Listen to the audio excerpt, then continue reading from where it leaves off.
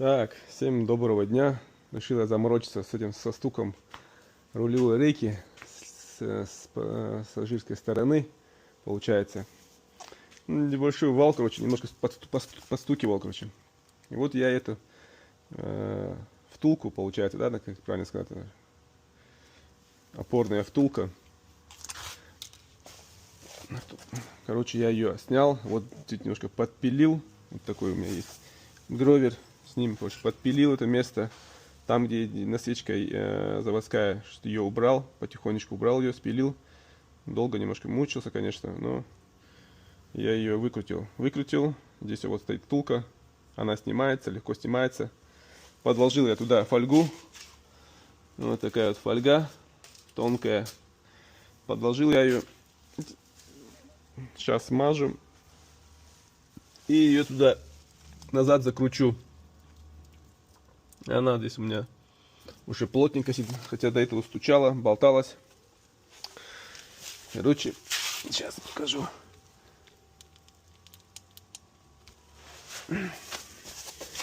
Опа. Вот в этом месте, вот она, вот у меня прорезь здесь. Чуть-чуть я ее прорезал сверлом. Ну, короче, сверлом, там, разными этими материалами. Вот, видно, наверное, да, вот здесь вот. Что вот здесь вот кусочка нету. Здесь она заклепка, не заклепка, она так раз, ну, сделана, чтобы гайка не откручивалась. И этот вал вот так болтается туда. Болтался у меня на этой шайбе. Вот сейчас я ее... Не, она вот у меня. Опа. Вот так вот я сейчас туда. Уже у меня плотно стоит, не болтается. И вот так вот я ее закручу. Короче, ничего сложного в принципе нету. Все это делается на месте. Без каких-то...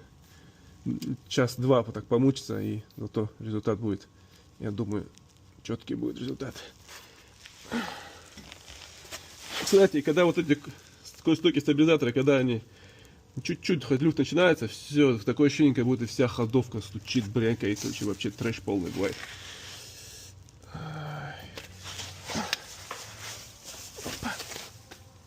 Короче, мужики, ничего сложного нету.